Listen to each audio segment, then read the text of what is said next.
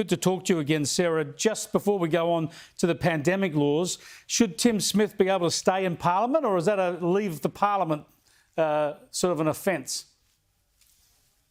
Well, Chris, good afternoon. And obviously, Matthew Guy and all of us as Victorian Liberals are very disappointed by the actions of Tim Smith. His behaviour has fallen well short of the standards expected of members of Parliament. So that's obviously very, very disappointing. But I'm not going to throw Tim under the bus. He has been a warrior for Liberal values here in Victoria. He's done an exceptional job, and I do think that he's got more of a contribution to make. But obviously at the moment he's paid a very big price. He's resigned from the shadow front bench, and of course he'll be going into discussions with Matthew Guy very shortly. Yeah, we'll see what happens there. Now, meanwhile, Melbourne's opening up a bit. Borders easing further today. Travel into regional areas. You'll be happy about that as well. Doesn't this prove that all those lockdowns and all those rules they're in too long anyway? They're obviously unnecessary because we keep seeing infections go down. Not as dramatically in Victoria yet, but they're certainly gone down considerably from their peak.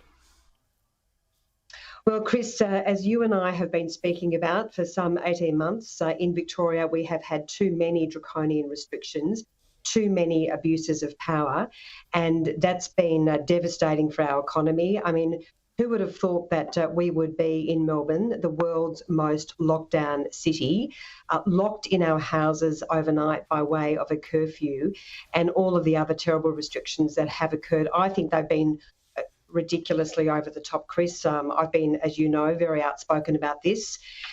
We are opening up. I can at last see my sister. She lives in Melbourne. I live in regional Victoria, and we are seeing some freedoms, thank goodness. But then again, Chris, around the corner, we have a very, very dangerous proposal by Daniel Andrews by way of the Pandemic Management Bill.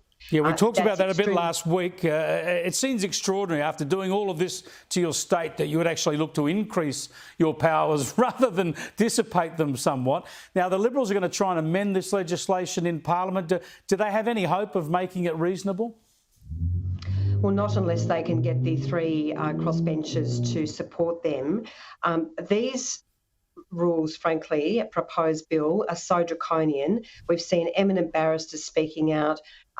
They actually provide, Chris, that someone can be detained arbitrarily by the executive without any recourse to a court. They provide that things like $90,000 fines, jail of up to 2 years for a breach of health restrictions, which may just be things like not wearing a mask. So this is absolutely insane. It is precisely why Matthew Guy needs to be elected in Victoria, because he has vowed to repeal these dreadful laws if they are passed. But look, I just think the dictatorship, I mean, unfortunately the Premier has got the nickname Dictator Dan, but if ever we see an example of a dictatorship here in Victoria, it is this bill. It is horrendous.